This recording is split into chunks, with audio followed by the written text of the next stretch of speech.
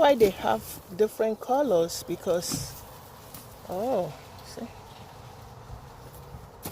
because they were all from one potato. The vines, I made them from one potato, so I'm actually surprised to find out I'm having two colors here.